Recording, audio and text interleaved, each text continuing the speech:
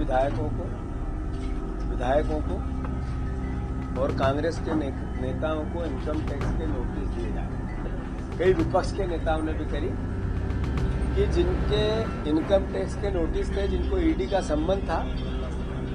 अगर उनने Bharatiya Janata party join कर ली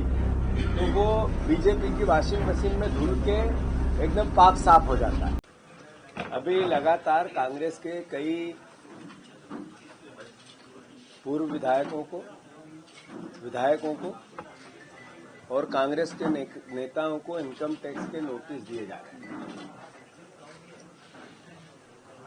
आप देखो कि लगातार लोकतंत्र की ऐसी भावना जिसमें विपक्ष को डराना, धमकाना और एक आवाज आती है बार बार कि स्वायत्त संस्थाएं हमारी जितनी भी है, ईडी हो, सीबीआई हो, इनकम टैक्स हो,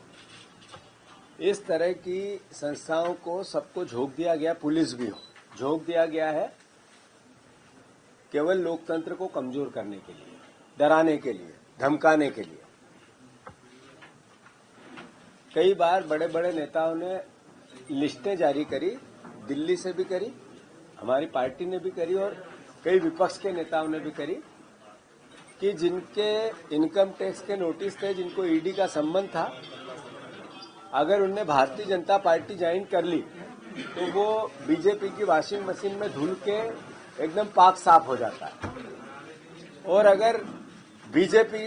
के खिलाफ आवाज उठाता रहा तो फिर उसको दोषी करार दे दिया जाता है या उस पर कार्रवाई चलती रहती है या उसको रोज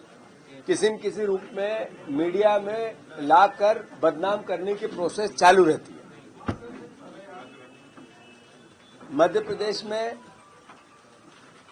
विधानसभा के चुनाव हुए, जो जनता ने जनादेश दिया, हमने उसको सर माथे पे लिया। और मैं जब पहली बार बन के आया तो हमने आज से लगभग एक महीने 20-25 दिन पहले तो मैंने यही कहा यहां से कि हम सकारात्मक विपक्ष की भूमिका निभाना चाहते हैं और जो जनादेश मिला है उसको आत्मसात करते हुए प्रदेश की विपक्ष में रह के सेवा करना चाहते हैं। भारतीय जनता पार्टी का जो कार्य व्यवहार है वो कैसा है? एक तरफ इन नोटिसों के जरिए लगातार प्रेशर पॉलिटिक्स को इजाद करना, छोटे छोटे नेताओं को, छोटे छोटे कार्यकर्ताओं को स्थान स्तर पर किसी न किसी केस के द्वारा डराना, और साथ ही साथ जो किसान आंदोलन दिल्ली में 13 को हो रहा है उसके नजरिए से आज लगभग 80 से ज्यादा लोगों को बिना बताए डिटेन कर लेना, जेल भेज देना, गिरफ्तार कर लेना अलग अलग जिलों में। ये सब बातें इस बात का मध्य प्रदेश में घोतक है कि